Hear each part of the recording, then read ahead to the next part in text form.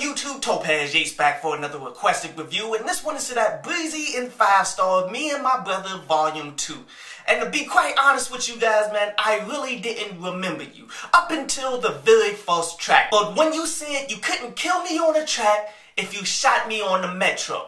Like, even though I don't remember faces like that, I don't remember names all like that, man, seeing as though I'm listening to a ton of different people, when you remind me of a dope punchline that you spit before in the past, man, it brought me right back to understanding who you guys were. Because quite honestly, you guys are maybe some of the best lyricist duo that I've come across in a very long time, dude. And I don't just mean on the underground, dude. I'm talking about people in the commercial industry. I'm talking about past artists, man.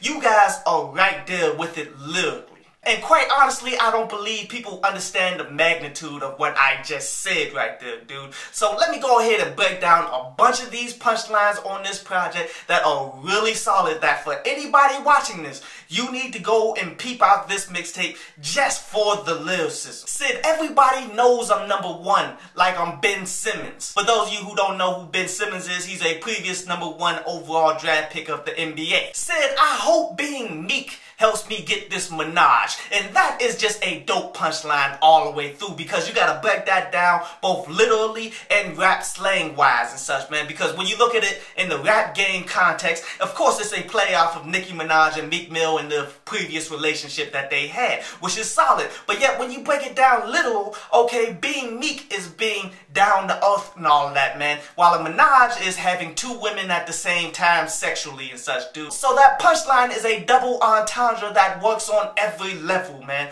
Excellent punchline. Said that all these people were switching lanes, but they still haven't made it to our street. And that's a solid punchline on a song called New Wave, which that's one of my favorite songs off this entire project, where it's ultimately talking about how they're on the next level, they're on the biggest wave, they're the best that's out there and such, man. While this punchline perfectly portrays that, pretty much saying that, okay, y'all can keep on changing your lanes, changing who you are, trying to go along with the music industry to find your own lane, find your own success, but ultimately you still haven't been able to get to our level on where we're at right now. Said all this hating is taking us far. It's like it's chauffeuring us, man. And that is real talk, and it's a solid punchline right there, dude, because here's just the reality of it.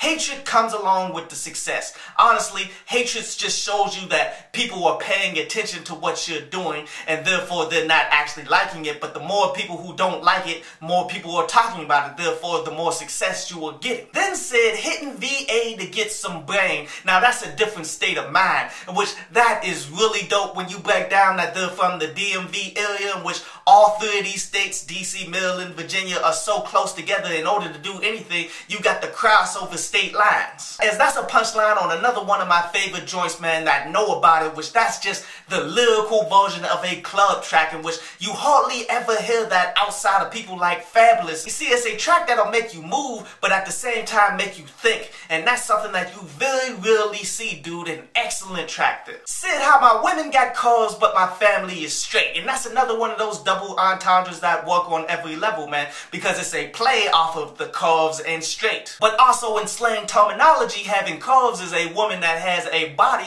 and being straight is being financially stable. Said how these peasants is trying to throw dirt on us, but it's not enough to bury us. And that is a solid punchline that goes on top of the song that's called King. In which that King track is really dope, because they're taking the title King and flipping it up as many ways as they possibly can. As far as talking about chess, as far as talking about actual royalty in a literal type sense, as far as street slang is concerned as well, man, that is one of my favorite songs as well. Especially when they continue to add bars on there saying, dudes saying that they wanted beef when they saw that I give it to them raw, then they turned into an herbivore. Like, that was a solid punchline to go along with that track. Now, there was really only one other track that I haven't already listed that I really did enjoy, man, and that was that Dear Me, where it was a concept track where they're ultimately talking to the younger selves, trying to guide the younger selves and tell them that everything is going to be okay, because in the beginning of their lives, it was rather difficult for them to do what they wanted to do.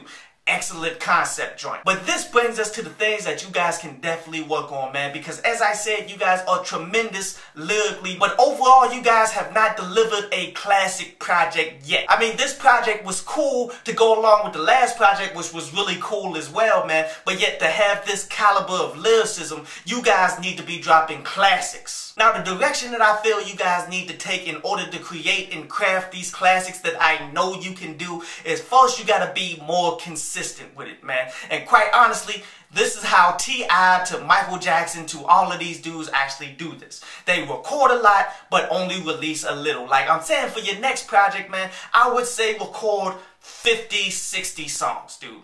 And then out of that 50 or 60, only release the best 10 to 7. Now, don't just backburner the rest of those tracks, man. You can use all of those as straight up promotion to lead up to this project in order to build the notoriety of that project. And that definitely brings us to promotion, because this is the thing that makes or breaks individual artists, man. It doesn't matter how great you are, which I do feel as though you guys have that potential to be great. You can be at the top of the music industry. But in the end, it doesn't matter if you have those skills to be doing so, man, because we're seeing a lot of people in the game right now who don't have those skills, but yet they're dominating out here because the promotional strategies were just intact. And that's the thing about this music industry, man. No one can specifically tell you what you need to do in order to get your promotion game right. And the reason for that, man, is because it all breaks down on an individual basis, because no one person's promotion will be the same for the next person, because each of us have our own core strengths and weaknesses. We all have different resources. We all have different connections. We all know different people and all that, dude. So in the end,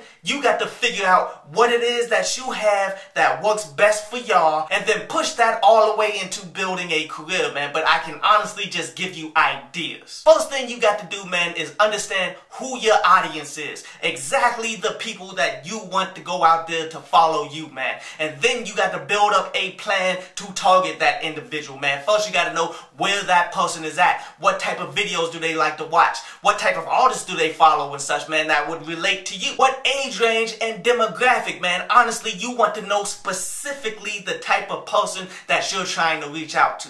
And once you know that, man, then you got to figure out exactly what you got to say to reach out to them. Because sadly, most rappers, when they find potential fans and all that, they follow in the same blueprint. They say, yo, check my mixtape, man. Listen to my mixtape. Instead of actually taking interest in that person as an individual, you just trying to force your mixtape on them. And that's something that we all know don't work these days. Because for the most part, man, people are already clowning the underground rappers, saying all y'all want to do is just have people listen to your mixtape, and your mixtapes are garbage, because the vast majority of underground rappers are not that good. But you guys are the exception, so you gotta figure out the way to actually project yourself to them. See, once you know your audience, you know where your audience is at, and you know how to speak to the audience, man, then you go at them, man, all the way. And keep in mind, this has nothing to do with money. A lot of people think that you gotta have a ton of money in order to promote stuff. Nah, man, it's all based on hard work, man. You can honestly reach out to people for free on Twitter. Reach out to people for free on all social media, honestly. All money does is somewhat speed up the process, dude. But yet, in the end, you got to already have the process in motion. But definitely, this is a must listen for everybody out there, man. The link to it is in the description below, man. You guys definitely keep pushing, because I see a lot of potential in you guys. I hope you enjoyed the show. You can follow me at Twitter up there, and you can go to downloadpads.com, that's down there, to read today's article.